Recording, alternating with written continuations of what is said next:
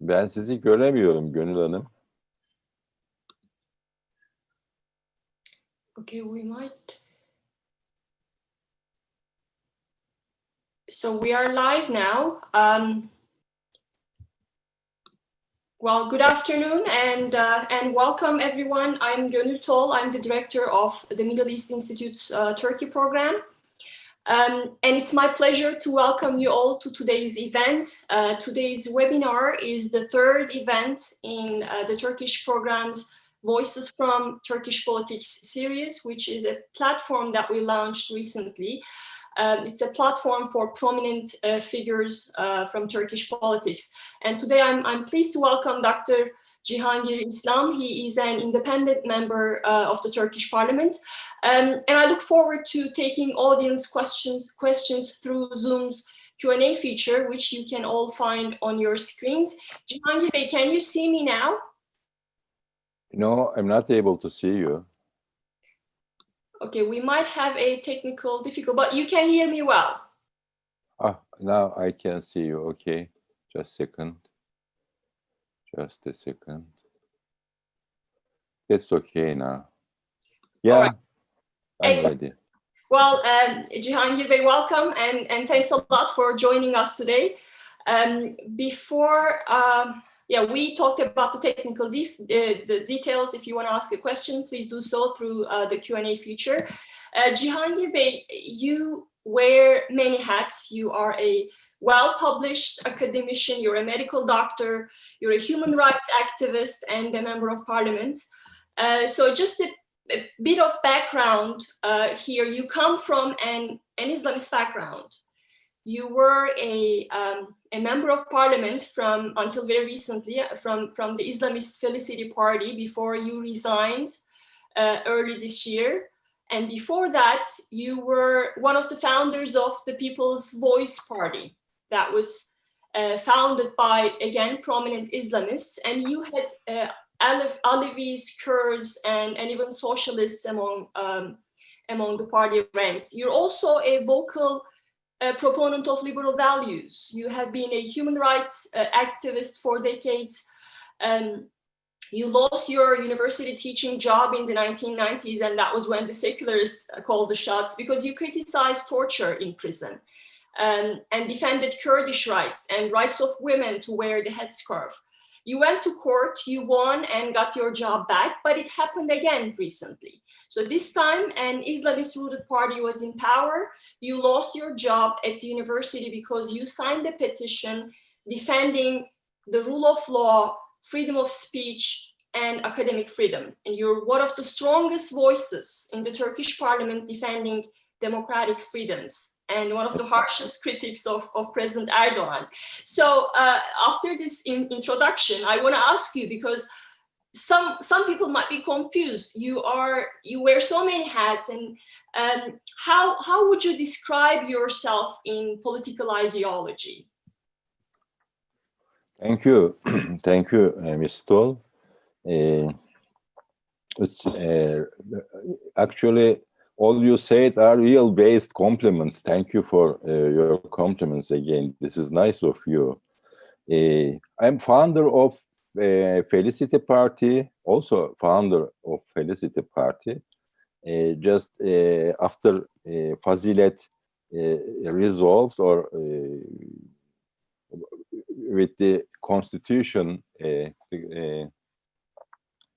the Supreme Court, I mean, two political parties appeared on this heritage. One of them was AK Party, but for ethical reasons, I stand with Mr. Erbakan, and I'm one of the founder of that party. And this term, actually, I was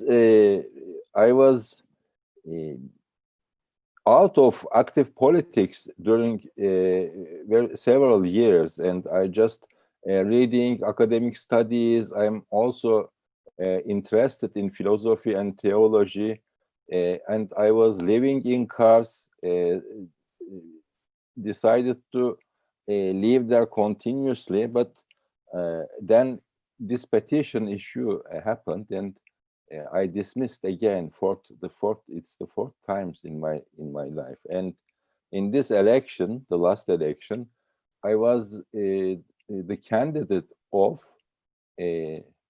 Felicity Party from CHP's list, Cumhuriyet Halk Partisi, Republic. The main opposition party. Yeah, and actually, I'm a candidate of Nation Alliance, you can say, because we studied, we worked a lot about that alliance. Now you are also curious about, because I'm defending freedom, I'm defending justice, but these are values for me as a human being and as a Muslim person. I have to defend these values in my life. I don't want to be a multi-personality person, you know. I'm a Muslim. I will live in this world as you are, as everybody. And my values are, I believe, and I think they are good values, and I have to keep them. But in terms of ideology, I'm also ideology. Yeah, let me give some explanation about this issue. I don't believe ideologies. Ideologies are very prejudice issues, very early decisions, and they are all ideologies will be destroyed or lose their power with time. I think the principles are more important than ideologies, the universal principles I'm talking about. That's why I don't want, I never defended any kind of ideologies. But you can ask me, are you a conservative? Are you a revolutionist? Or are you an Islamist? I'll come that point in a few minutes. If in the life, if there are something very valuable and they are working well, I have to conserve them. I must be conservative on this issue. But in another issue, it may be absurd or it may be harmful and no value, then I can be a revolutionist on that issue. What I'm trying to tell, the cases, to me, the cases must be taken into hand one by one, consequently, or by comparison. I think this works better. And after saying all of this, I can easily say that if you name me as Islamist, I don't care. If you name me as a Muslim, I don't care this one too. But labeling of people as Islamist or fundamentalist or whatever, and if someone use these words as a hated point, I mean, I don't accept this. But you can decide whether I am Islamist or not. I'm a Muslim. I will live on this earth and I will defend my rights in this world. And I'm trying to be doing good things and help other people. So the reason why I'm asking, there are several reasons. Once, because you were a member of the Islamist Party, but you decided to resign from the Islamist Party. But I want to get back to that question, because the reason why we recently hosted the leader of the Felicity Party, your party, until very recently, and I asked Mr. Karamollaoğlu to define Islamism. And the reason why I'm fascinated with the discussion about Islamism or what Islamism means is that oftentimes Erdogan's policies are described as Islamist, but it's a liberally used term, but there's no consensus on what it actually means, particularly in the Turkish context. So I want to ask, Islamists themselves or people like you who come from an Islamist background to define it. So that's why I wanted to ask you the question, what in your opinion what is Islamism? Let me add something on this point, that if your policy or if your life is based on principles, I don't think there's a problem here. You can name it as Islamism. I can shoulder this name, no matter for me. But what today Erdogan and AK Party doing is their politics are not based on principles. Their politics based on a common identity and their common interest, and they're neglecting the principles, at least justice or the supremacy of law, for example, in governing. Then we can observe two types of Muslim politics here. If you call me as Islamist, I can easily tell that Erdogan and AK Party is not Islamist. They are Muslim nationalists. This is another form of clanism. This is another form of nationalism. It's not based on principles, but only the common interests and the common identity. That's all. And they are using the Islamic values as a tool. They are not applying him. They are not governing by principles. There is no justice here in this country, and no transparency, no accountability. These are values for a Muslim in the life. That's what I'm trying to So tell. you are arguing that Erdogan is not an Islamist because he doesn't really abide by the principles, which suggests to me that you're saying that Islamism has certain principles. So can you tell a bit more about that? What are some of the basic principles of Islamism then? Of course, the word Islamism is used in the literature. I follow many of them as an insult. I don't accept this. But when I look at the Islamic principles, freedom is a value for me. Justice is a value for me. Equality, they're all values for me. Social justice, economic justice, they are all values for me in the life.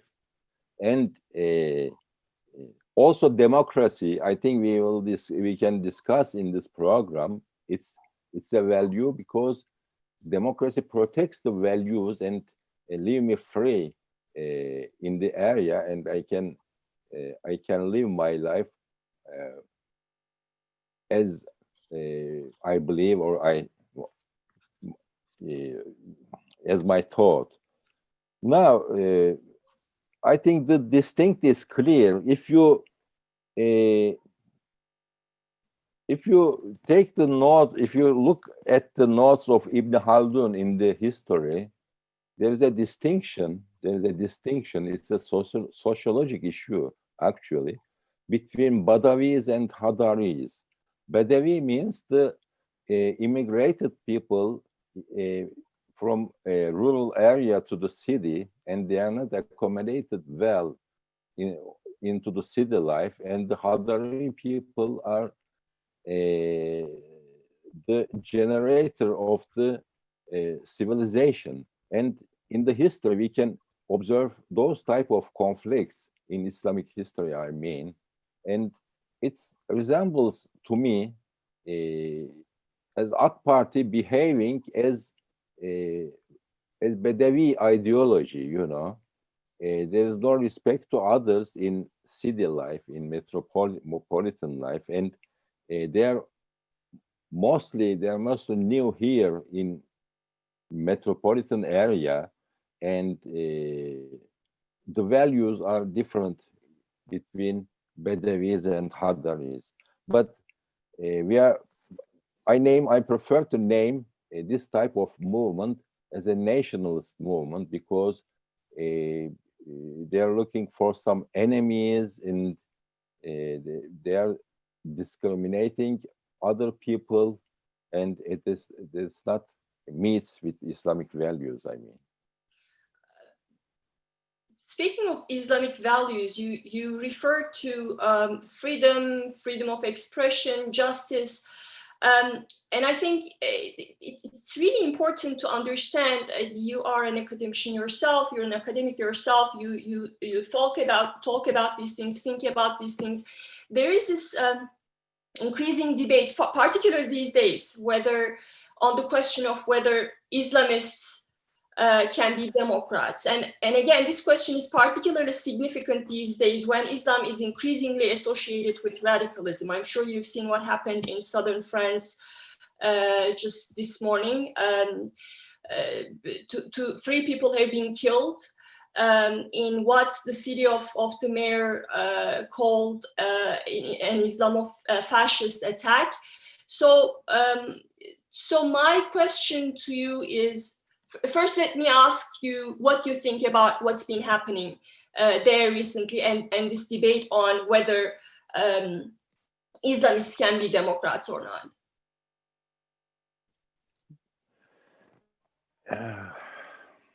Or maybe, sorry, before you begin, maybe I could, but just as a follow-up question, so it's clearer. For instance, do you, as a Muslim, do you defend the French satirical magazine Charlie Hebdo's right to publish cartoons about Islam, no matter how offensive they might be to you? That's a follow-up question. That's okay. It's a very pointed question. First of all, murdering some people is prohibited. It's absolute. It's absolute.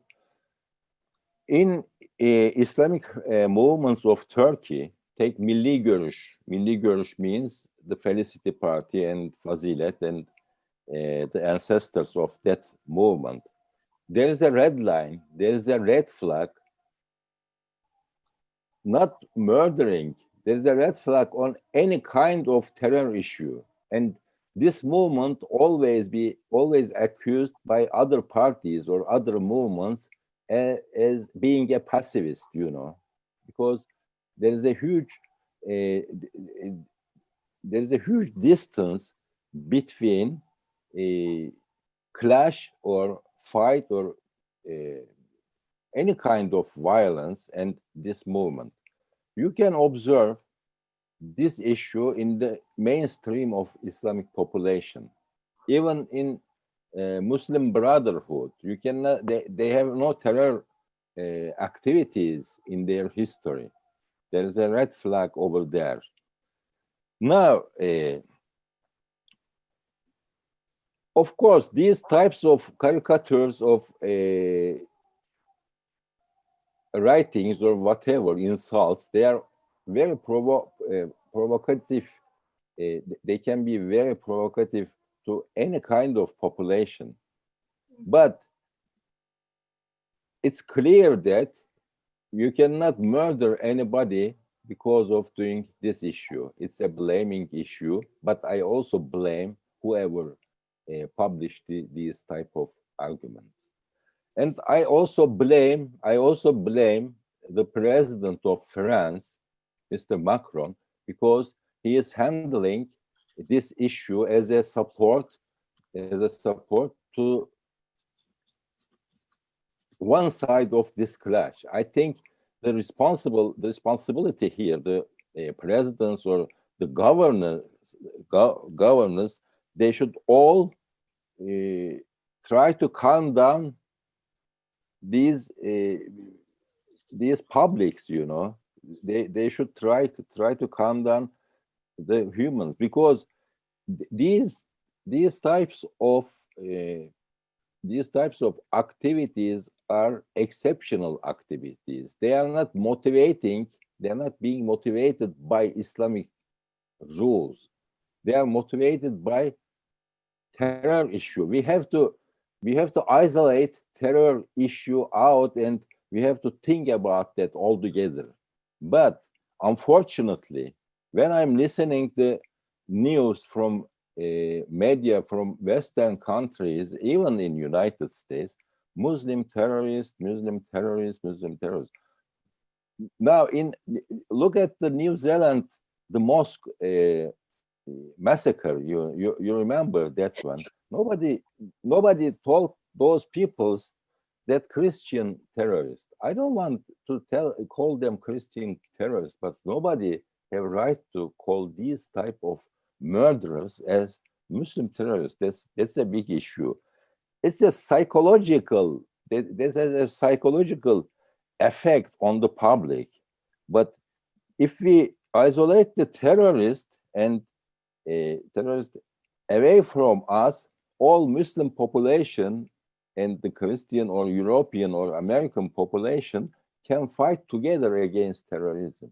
Let me get this right. So you do not support the right of Charlie Hebdo to publish those cartoons about Islam. You do not support that. Did I get that right? They are free to publish that, but I don't. But I blame that. Okay, yeah. They are together. Okay. Yeah, sure. They have right. They have right to,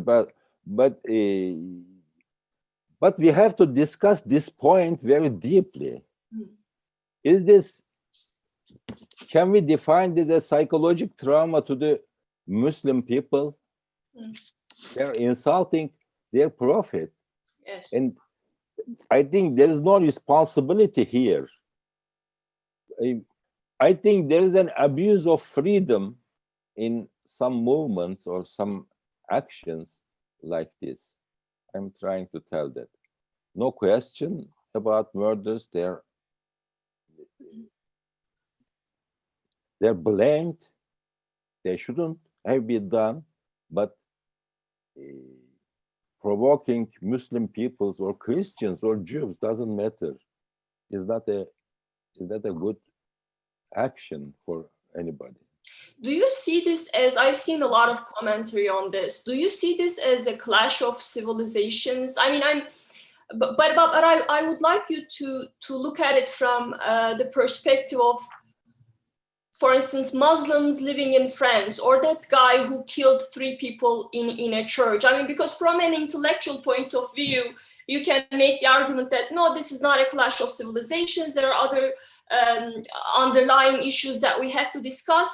But from a perspective of the French people who are right now in that city in southern France, and the Muslims there, do you think, how do they view it? Is this a clash of civilizations?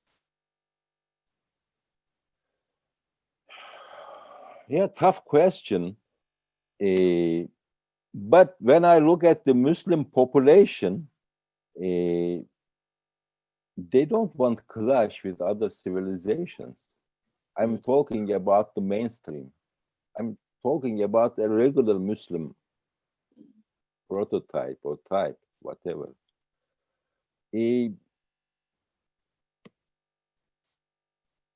When I look at the Europe, of course, there is a tension between Islamic culture, or acting as a Muslim. For example, headscarf disturbs Mr. Macron. He tells that we'll prohibit headscarf in schools or public area, whatever. But I don't think this is originated from Muslim people. I lived in United States 6 years. And I haven't observed any kind of enforcement against the beliefs or acts of believers, you know. But Europe, I think Europe is different. I think this is open to research. There is a political plurality in Europe, but I don't think there is a cultural plurality, especially the mainland of Europe. Not talking about England, the island, but when you take the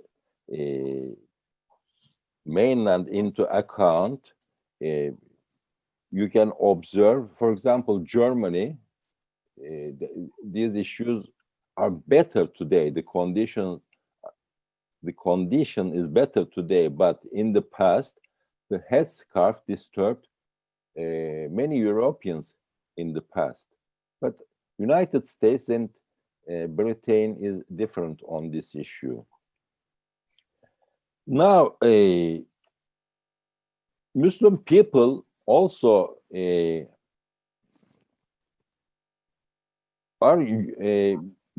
there's a tradition of Muslims that Muslim can live together with other cultures. When you look at the Middle East, you can find several ethnic or religious divisions or fractions here, and they all live here for centuries, thousands of years within peace. And I don't think it's originated from any kind of religion, but the nationalist movements also escalating, rising nowadays, and the nationalist feelings are provoked by many politicians, many high-profile politicians, but we also suffered terror issue here from similar guys. That's why I'm trying to tell. We should isolate the terror issue from religion, from nation, from race, everything, and we shall fight on this together. Okay, move on to another issue that I find really interesting. Despite more than a decade of efforts by President Erdogan to raise a generation of pious Turks, the country's youth appears to be turning away from religion.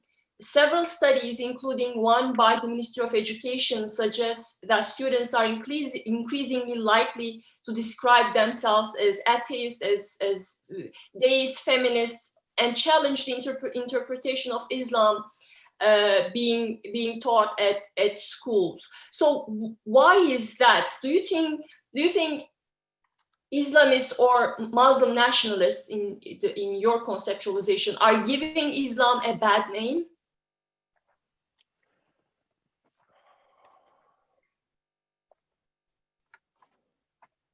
Of course, when the regular people, the man on the street, look at, they're not studying on ideologies or theologies. They are looking at the high-profile people or role models, I can say, and they're judging their ideology or belief and him or her together, and their judgment mostly based on the personality or behavior of the of those guys. Yeah. Now this problem, I think, getting away from Islam or being he told that we shall raise a religious generation. Actually, he is intended that they're trying to raise some kind of puppets, non-thinking youth, and I think there's a competition about competition on young people. Some of them wants to raise them as their army or their mans, I mean, and some of them always telling that some people going to other religions or deism or atheism. In personal level, that's not issue. One can decide and research whatever he is going to or she is going to believe. That's not problem. But both sides, I think, taking the young people, the youth, as a tool or as an instrument. And I think the tragic point of this issue is on that in this field. But I'm not observing such a big problem, because these young people, most of them coming from families from AK Party, and most of them are not agree with their parents, and they're objecting, but their objection cannot be on political way, because there are consequences of political opposition in this country. But when they express themselves in opposing on belief or in this area, I think they express themselves against their families or their communities in this way. And they are young people, of course. Young people always ask questions, and when I look at myself at that age, of course there was waving in my life, but I don't think it's a huge sociological problem. So but it's generational. It's a generational thing. You argue that it's a generational thing. It's this is what young people do. This is not a huge societal transformation. Yeah, there's an age effect on this issue, but I'm also express this point that they're expressing themselves. They're not agree with their parents, because many of those people being ashamed where they meet together with their friends or their communities and express themselves on this way. I think it's my. Well, I think our audience is not really satisfied with your answer, Dr. Islam, about Islamism. So Alan Makowski has a question. So his question is, do you believe Sharia should be law of the land? Should Islamic scholars officially rule on acceptability of legislation as a religious constitutional court? So what's your answer to that? Oh, this is a huge area, and it needs really, I'm not getting away, but it needs really discussion, huge discussions. They are also being discussed in the Islamic society. It needs philosophy of law. It needs the historic law in Islamic history. But roughly, I can say the main idea of the law should be following the justice. Following justice. If you follow the justice, you can find your way. But it's hard to tell me that, because I'm not an expert on this area. But in the newest book of Islamic law is about 1,000 years. I'm trying to tell that we have to study on this area more. Okay. And if there is no satisfaction about my identity about Islamism, they can accept me as an Islamist. Okay. I will not object for this naming or labeling or calling. Okay, but I think the question was, I mean, do you think the country should be run by Sharia laws? That was the question. Do you think Sharia should be the law of the land? And I know there's a huge debate about the intellectual sources of all of that, and that's a question that we can talk about for hours. But in your opinion, you talk about justice. What is the source of justice in your opinion? Is that the holy book? How do you define that? So I guess we're trying to understand, in your world, where does secularism stand? What is the ideal relationship between religion and politics? That's okay, but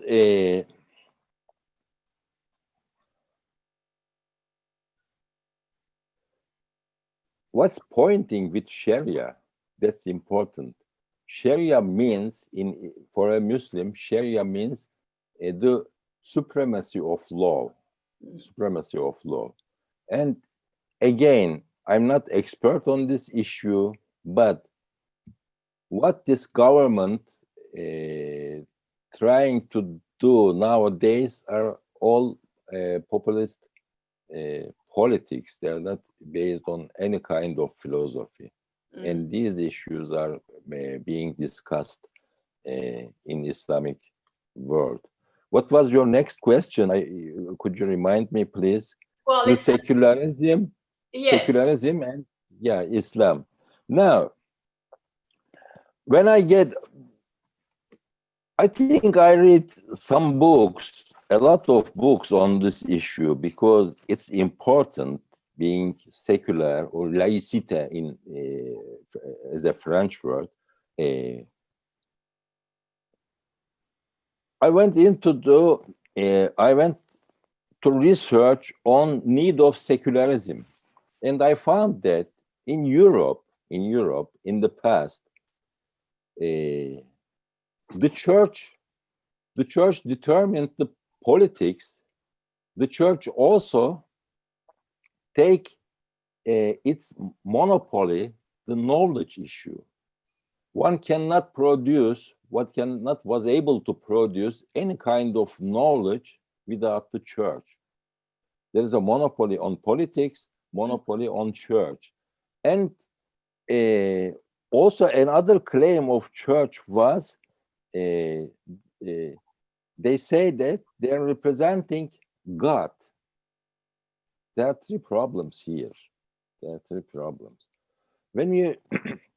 When I look at the secular writers or philosophers or intellectuals, they're objecting especially those three issues. In Islamic belief, nobody can represent God. There is a clear distinction with the creator and the creature. Nobody, even prophets, cannot represent, and they are not any part. They don't have any part of something, any part from God. The second issue, is there a restriction, or was there a restriction in Islamic world on knowledge? Yes. What's the origin of this restriction? The government, the sultanates, or the governments today. It's still, we are still uncomfortable about these types of restrictions. What about the politics? Politics also in the monopoly of sultanates or non-elected peoples or groups. They are in the hand of their groups. Now, when I look at the secularism, and today I'm talking as a Muslim, what a secular can offer me to add or leave? What's my problem here? Which the people in Europe reach at a point with the advantage of secularism? I am asking this question, and I'm not able to find any kind of answer in this question. Now, let me explain one more point. Then if I think further, I'm coming at a point. What's the aim of secularization? If Is the aim of secularization eradication of the holy things and religions from the earth? This is first. Or the offer of secularization is no religion, no interpretation of any kind of religion, and no ideology can be the official ideology of the state and management, and every community is, even religious or non-religious, should be equal, should keep the equal distance to the state. This is the second option. Now we can actually, in practice, we can face with French type of secularization, and in the other hand, the Anglo-Saxon type of secularization. Muslims have no objection for in the second form, you know. But we never experienced secularization in this country. We experienced a Byzantine type government, which means the emperor also shaped the religion and religious people. That's what I'm trying to tell. So what do you think then about the Directorate of Religious Affairs, Diyanet, and compulsory religious education in schools? Because I mean, secularism, it guarantees religious freedom for all. I think that's why it's important, and religious freedom for all, even for believers and for non-believers. So what do you think about the Diyanet practice? And secondly, what role should the state play or not play in regulating the religious field? Okay.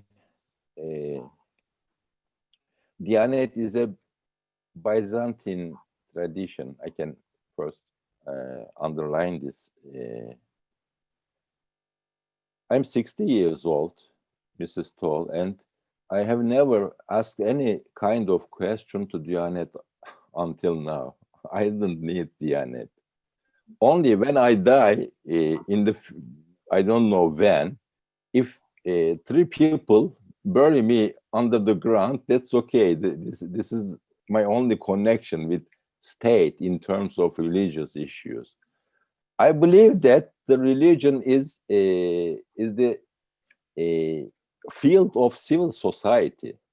I think all the communities should live in civil society, and the state must serve those people in equal condition, under equal conditions. Today we have really serious problems with Diyanet.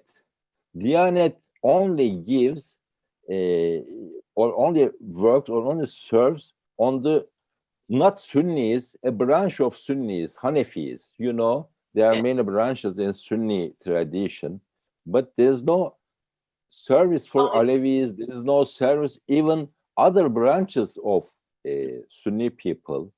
And today, you know, there's a debate in Turkey, Cemevi, whether it's a temple or a worship. It's a worship place for Alevis. Worship place or not. The answer, we can ask this question only to the Alevis. Is it a worship area or not? If they say yes, okay, the Cemevi is a worship area. And the state, I think state has no right to make any comment or any enforcement. Force anyone.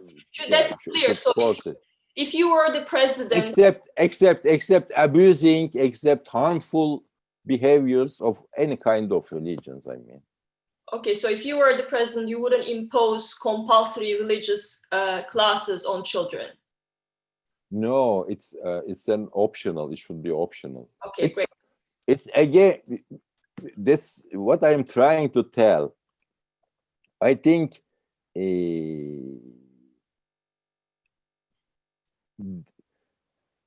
there's not such differences. What is Islamic principles, between Islamic principles and what gained the European people with secularism? I think many of those principles gained in the Europe by this secular literature or secular lifestyle, or shaping the state again with secular rules. But there's an absolute freedom. There's an absolute freedom of religion in Islam. You cannot force anybody to get into the Islam, or nobody can excommunicate the other. It's a free area of human being. Moving on to the next question, Mr. Karamollaoğlu, he defended his party's decision to back Erdogan's efforts to withdraw from a European convention, which is also called Istanbul Convention, that aims to prevent violence against women, saying the convention endangers traditional family structures and gender roles. Do you agree with that? No. The Istanbul Convention is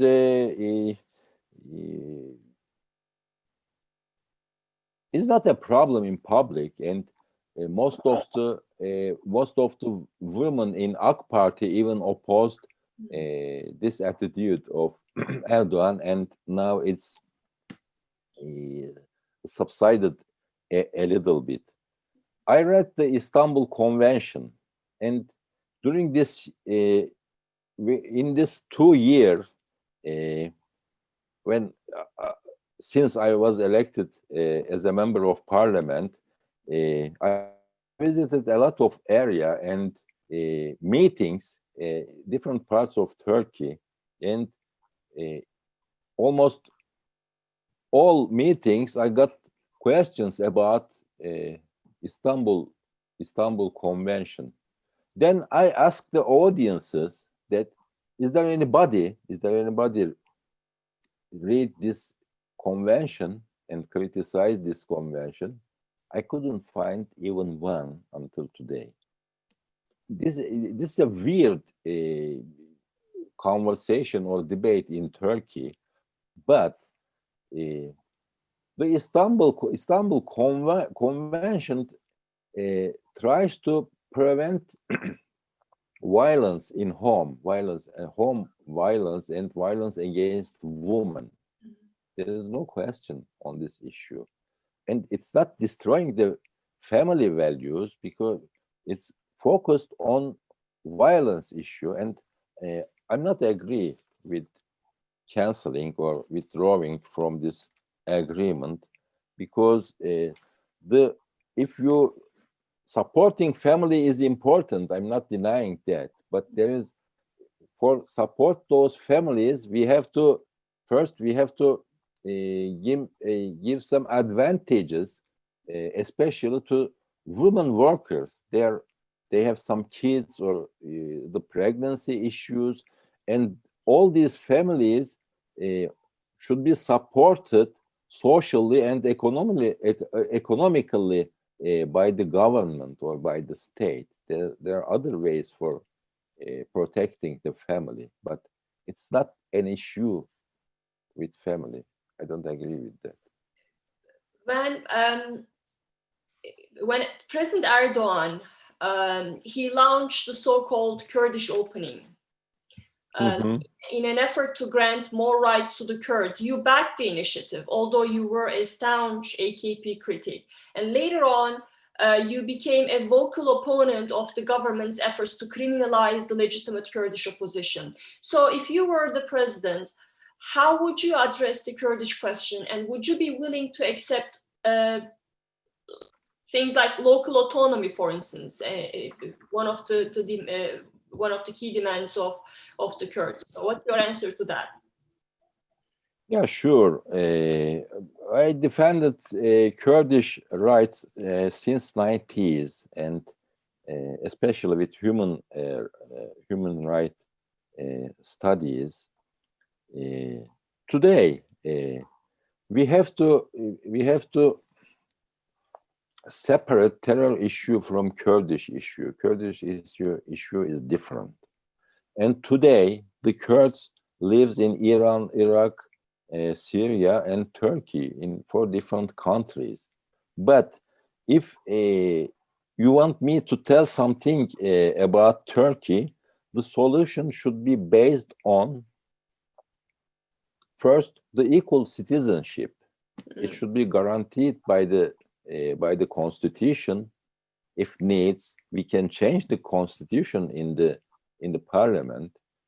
And the second issue, the native language will be used in education actively. In for not only for Kurds. Actually, my offer is for every ethnic group or for every citizen in Turkey. They should get education in their own language, you're saying? Yeah, their native language. There's some demands about Cherkess or other groups, for example, nowadays. And another problem is enhancing or strengthening the municipalities, the local governments.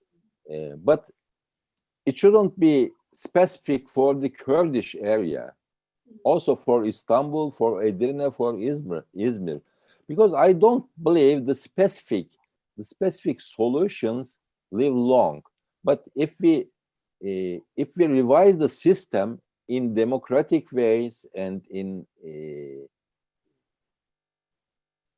human rights, it changes according to human rights and the supremacy of law, there are some different problems.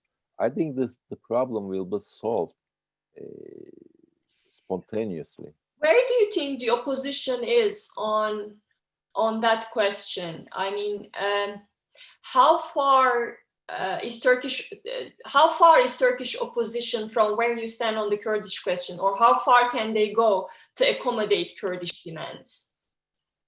Yeah, tough question again. It's when you look at the opposition, especially to the nation alliance.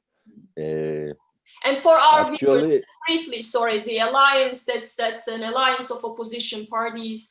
It was a formal alliance between the main opposition party, CHP, and a few others in local elections last year in 2019. So it's the alliance of the opposition. I'm sorry to interrupt, just to make it clear for our viewers. No problem.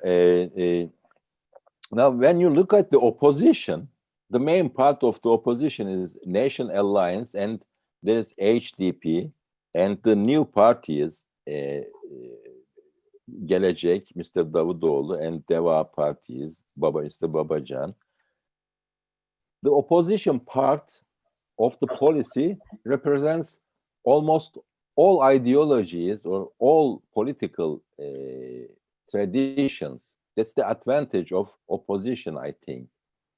And I can also, as a deep note, I can also say the new politics will be rebuilt from opposition part of Turkey. Now, AKP and AK Party and MHP and their alliances are representing the old policy in Turkey. Now, there are some problematics with relationship with the Kurdish party, HDP. In opposition. Yeah, in opposition. E-Party is based on nationalist movement heavily. E-Party is this new party, breakaway party from the nationalist MHP. Yeah, nationalist. Yeah, they are. I'm observing that most of them are nationalist again, but there are some voters in that party. They came from the old central right, the other tradition, but ultimately all they want, we are agree on democracy and human rights issues with this party, but there's a tension or there's a distance distance between HDP and E Party, because I think because some of the nationalist voters can feel disturbed when the relationships come together, and they can be criticized from MHP, the other nationalist party, which is ally of AK Party. They are criticized can be criticized on this issue. A few weeks ago or a few days ago, there was a dialogue on the press between Meral Akşener, the leader of İYİ Party, and Selahattin Demirtaş. He said that if I knock your door and come to a breakfast, are you going to let me in? Of course, we can let everybody in. You are a host like this. When this dialogue started, and then something happened inside the İYİ Party, and I think there's also some attempts of manipulation of those opponent parties, not only İYİ Party, but can be observed in other parties. Many people are arrested from HDP just 2 or 3 weeks ago. I think 82 or what. And the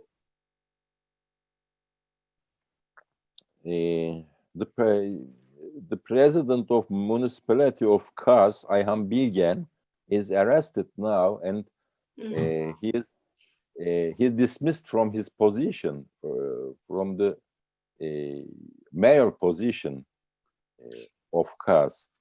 And Saadet Party is also keep their distance from HDP, but I always defend that HDP must be a member of Nation Alliance. Otherwise, the Kurdish people can feel offended, and some kind of discrimination. I want them in the Nation Alliance. So you sound like the Kurdish question, the different stances these opposition parties have on the Kurdish question, because in the opposition alliance, you have the nationalists, you have the Nationalist Party, you have the main opposition party, CHP, but it's also a Turkish nationalist. So it's the Kurdish question is the soft belly of the opposition. So given that, do you think, what in your opinion, what are the chances of an opposition victory against Erdogan in the next elections, given how divided they are? Could you repeat the last part of your question, please? Sure. What is, in your opinion, what are the chances of an opposition victory against Erdogan in the next election? Okay. First of all,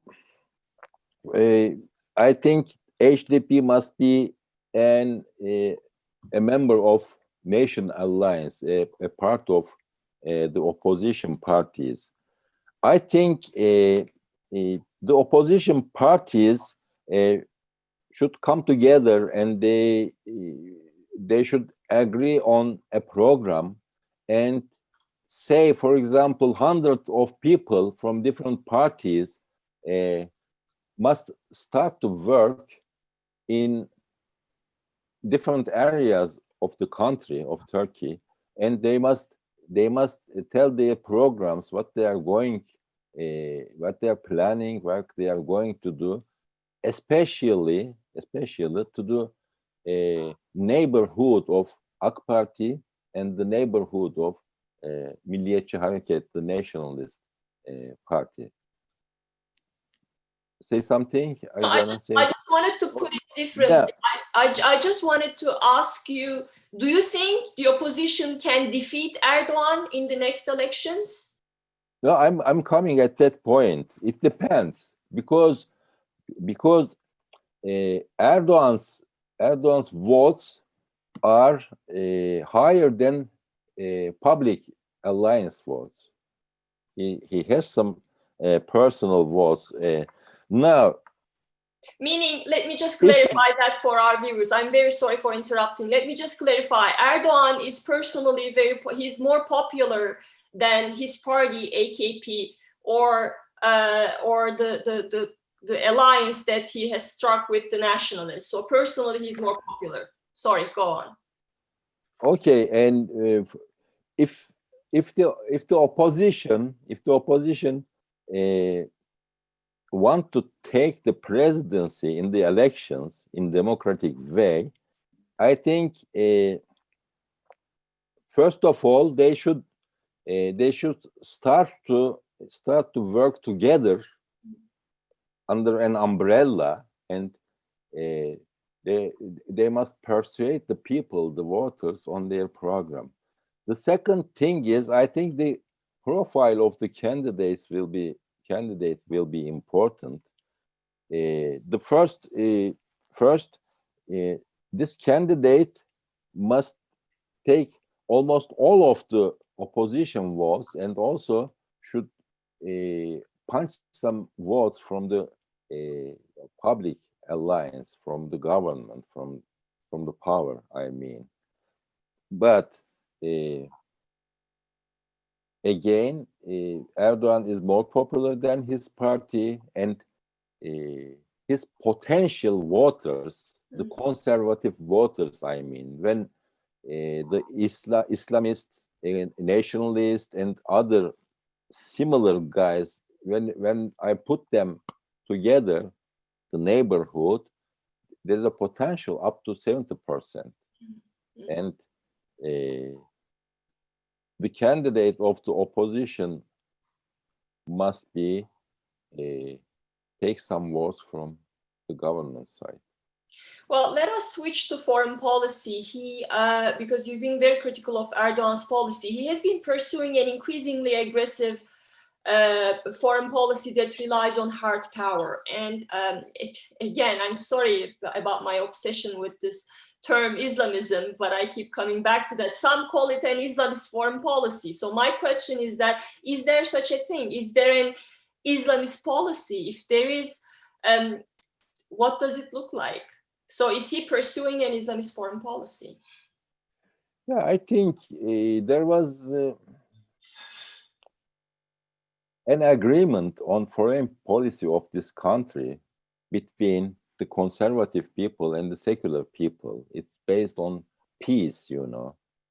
And I think everything is upside down nowadays. For example, we have no ambassadors in Syria, Egypt, Libya, and Israel. The embassy is open, but no ambassadors in Lebanon, Emirates, Saudi Arabia. This is, I think, and the relationships between Turkey and European Union countries, and even with USA, there are some problematics, some tension. We can feel that. And I can also mention the relationships with France, Germany, and Greece. We are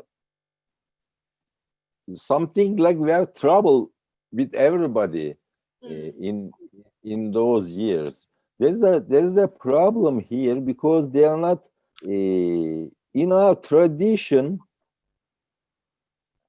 The principles of our foreign policy was peace, collaboration, and consultation, and we were trying to solve all problems on this way, but this government changed the policy. They're very enthusiastic about using power. You told hard power, but it's not. Turkey cannot go anywhere with this foreign policy, I mean. What do you think is the main driver? I mean, what is driving Erdogan? So you said he has problems with everyone, and he's been using an increasingly harsh tone. So what is the main driver? What is the main motivation there? What is shaping his this aggressive foreign policy? the expenses of this policy is very high in economy, in terms of economics. I mean, the motive, I think Erdogan wants to be a big brother of Middle East and the neighbors of Turkey, but nobody is looking for a big brother. They are looking for friends. They are looking for allies. I think there's a huge mistake. There's a huge mistake in foreign policy. Turkey should have go to the other countries, even in Middle East or Africa or whatever, with equal, with under the principles of equality. But another problem is when one country or the people in any country is divided or separated in political way, if there is conflict, for example, in Egypt, Syria, and Libya, I think the government, the state, must be more objective, must be more in neutral position than being on a side, one of the sides. You know, that's a big mistake. That's a big mistake. But they repeated every mistake almost all the countries where there is a conflict in internal issues. The outcome of Libya is very tragic, you know. Now they're very close to shake their hands, each other, the Sejjar and Haftar, and now Turkey supported Sejjar, but he resigned from his position. It's funny, and I cannot classify this type of behaviors in any kind of knowledge I know. And also, I mean, you mentioned that Erdogan wants to be the big brother in the region. Can Turkey really lead the Muslim world? He's been trying to play that role, but even if he didn't have all these problems, even if he didn't have any of the problems that he's facing in the Middle East, can a country like Turkey, even under can a country like Turkey, with its background, the Ottoman history, and the secularization, the Republican history, can a country like Turkey lead the Muslim world? Can it play that role? Oh, leading is a problematic issue, I think. Consultation, it's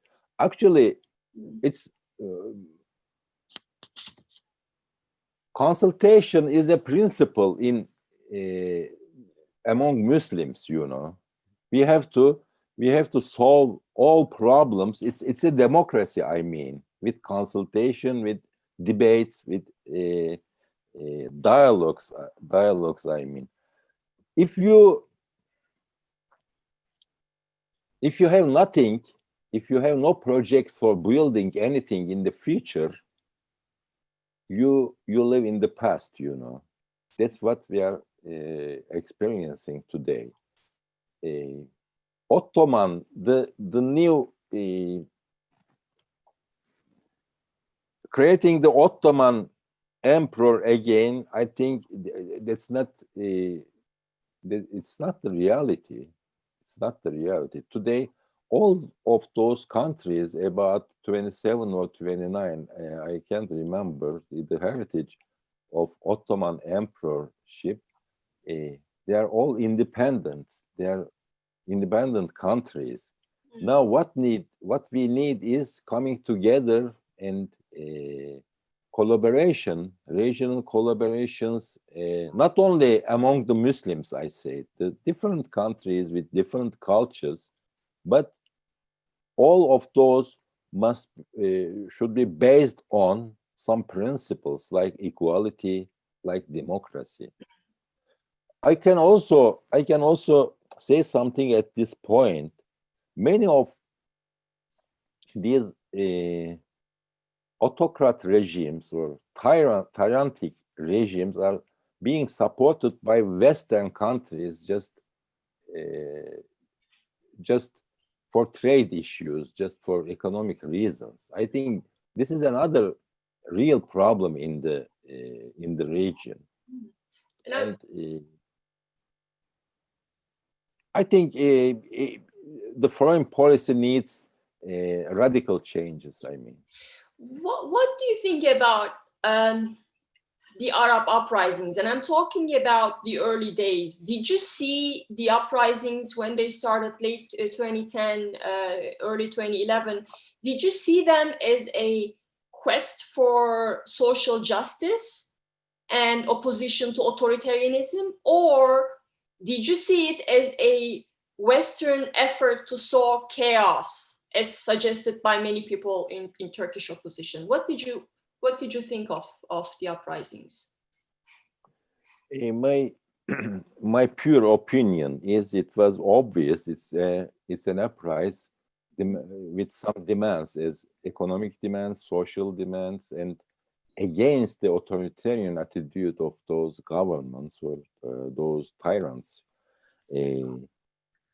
It's a Western manipulation. I don't think so. The Western countries are close friends of the governors or the autocrat leaders of Middle East or these types of countries. It's not logic that Western people provoke the public.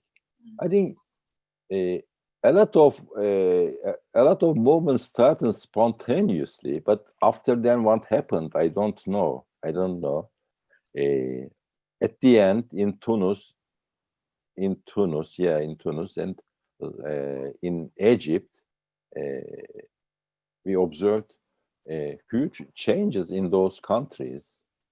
And by the way, when I mentioned tennis to Tunis, I remember, for example, Ghannouchi is a good sample. You know Ghannouchi in Tunis? Sure. They are coming from Muslim Brotherhood. They won the elections, but Ghannouchi told that the governing issue or the constitution issue is not doesn't belong to us. We come together, all secular people, all ethnic groups together, and we should write the new constitution together. He had a pluralistic view. Yes. This is a good sample, and I think this is very compatible with Islamic principles. That's what I'm trying to tell. What about Turkey's reaction to the uprisings? I mean, what did you think about Erdogan's embrace of the uprisings at the expense of his close ties to these regimes in Syria, in Egypt, as well as his support for the Muslim Brotherhood? Because, in Syria, early on, a few months after the uprising started, Turkey allowed the Muslim Brotherhood, work with the Muslim Brotherhood closely, and became almost an organizational hub for the Syrian opposition. So my question is, what is your answer? What was your reaction to Turkey's Arab uprising policy and its support for the Muslim Brotherhood? Yeah. Actually, I was excited with these uprising movements against authoritarian regimes. Clearly, and as far as I remember, Erdogan supported the uprisings against those regimes, but the same mistake occurred here again. You are the prime minister or president. You're representing the state of Turkey, the Republic of Turkey. You should be very calm, and sometimes you should be mediator between the groups and subside the issue. But rather than the AKP government always take on side one of them. I mean, it was a mistake. The support of those uprisings could have been done by civil groups in Turkey if they want to support these uprisings. civil groups, I mean, the civil groups may support those types of uprising. This is a freedom, but the government is not a civil group. It represents the state. I mean, they should have behaved more calm and more objective on this issue. But when I look at Tunis and Egypt, I cannot defend those type of politicians, those autocrat politicians, because there is economic disaster, no freedom. The life turns to a torture for those people. I'm not blaming them for uprising, and what the need is in these type of countries. If the countries are not democrat, if they are autocrat or totalitarian, I think they should be prevented by other countries in trade issues, some economic decisions, whatever. But I think it's a problem today, and today is autocracy is rising in many of countries, even here in Turkey, and look at Russia, and even some European countries. I think the democracy must be enhanced and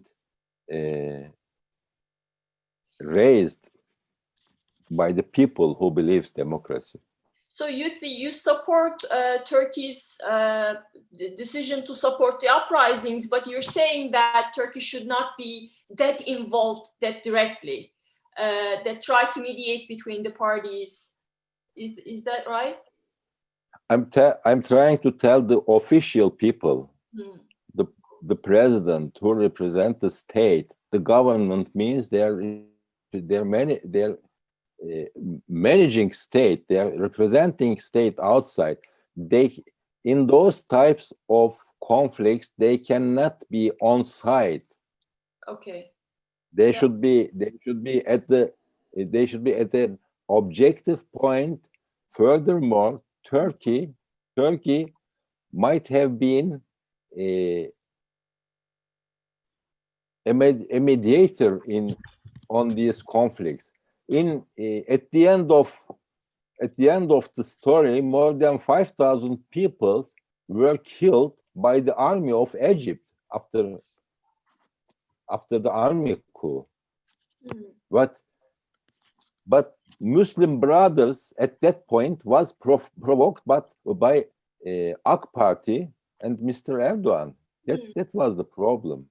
That's an very important point. So if I'm understanding you correctly, you're suggesting that Turkey should have pursued a more pragmatic policy. So does that mean you support Turkey's mending ties with regimes like Sisi and Assad? What do you think about that? Of course, this is the reality now. I think, yeah, you say pragmatic. We should be pragmatic for get humanistic solutions or humanistic outcomes for foreign policy. We can Turkey might have been a very important role both in Misr and Syria, but we have no embassies in these countries now. We are not in connection. I think we missed very important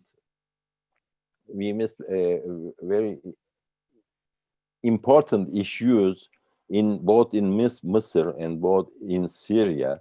And what happened in Syria is millions of people are out of country. They immigrated Turkey, at least 3 or 4 million here, and they're immigrating to Europe. It's a tragedy, and I think all all these issues could be solved by diplomacy, in diplomatic way. What about, we're running out of time, but briefly, just two questions. One is, what do you think about Turkey's EU membership process? Do you agree with the view that with EU, pardon? With the European Union. So do you agree with the view that the prospects of membership helped Turkey's democratization in the past? Or do you think that Turkey should keep pursuing EU membership despite all the problems that Turkey and the EU are facing at the moment? Okay, thank you. Now, Turkey, being a member of European Union, I don't know if it fits Turkey or not, but I remember Mr. Sarkozy's sentences. I think he told that there's a cultural difference between Turkey and, I think he was Sarkozy, am I right? Yes. I don't think European Union wants Turkey to be a member in the future, because there's a cultural problem there. And again, I'm expressing this point, European, especially the mainland, I'm not talking about the islands, it's hard to be a multicultural population for Europeans. They want Christian or secular cultures, they are okay for them. From Turkish side, should Turkey try to be a member of European Union? I don't know, but I want good relationship with Europe, with United States, with other countries. And we have for example, many people, Turkish people lives in Europe, many Muslim people lives in Europe today. And it also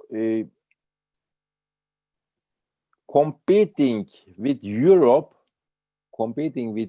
in democratic issues, in human rights issues. I think it's good for future for Turkey, you know. This can, but at the end, I don't think they will invite Turkey. It's not the important point. I'm talking about my country. I want to raise the level of democracy, level of human rights here in this country, and I'm open with relationship, cultural or trade relationship, with a commercial relationship with all countries. Now, I want to express one point at this point. The Muslim people mostly blame that the Islamists are trying to collect the all Muslim population or all Muslim countries together, and we are mostly blamed in this situation. But if you look at the European Union project, it's a Christian organization. The aim of European Union is in the future making all the Europe as a one state under one government, but all of them are Christian, coming from Christian culture or Christian secular culture. And when I look at Israel, for example, the aim of Israel is making all Jews in the world together in Israel. But I'm not blaming them. But I'm trying to understand why Muslim people are being blamed by others when they talk about the Muslim countries collecting together, I mean. one final question Okay. from the audience, and that is why did you resign from the Felicity Party? Okay. As I told at the beginning of the meeting that actually I was a candidate of a nation alliance, and my old party created a formula that I put my candidacy from Felicity Party, and then I was on the list in CHP. It's very different issue. I think it's the first in Turkey political life. My policy, I think, is more, can be said, some different from Felicity Party, and I didn't want to harm my party, the party's policy, and there was no discussion or argument between us. I just told him I'll feel free if I'll be independent, and Mr. Karamollaoğlu, he is very wise man, and he accepted my offer. That's it. So there was a clash of principles then, or clash of policies, the policies that you suggested. Yeah, maybe, for example, in Libya issue and in Istanbul Convention, I think we are thinking different in some areas.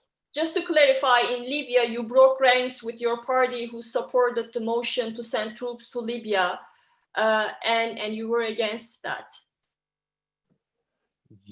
Yeah, of course, I'm against this type of movements. I think it's a big step that you are sending the Turkish army to the Libya, and you are on side of one of the parts. You know, Libya is divided at least two parts today, but Turkey should try to make them come together, and I think Turkey may be a mediator in Libya. That's what I defended in this. I defended this policy in Libya issue. Well, Dr. Islam, thank you so much. Again, you've been generous with your time and fascinating discussion. I greatly enjoyed our discussion, and I'm sure our viewers did too. So thanks again for joining us today, and thanks to our audience for listening to us today. Sorry for restricted language. I lost my practice after 18 years, and I'm really. No, you were very clear. I really took hard times, and I gave you hard times with this language. But I thank you for this program. Well, thank you so much. It was all very clear, and thanks again.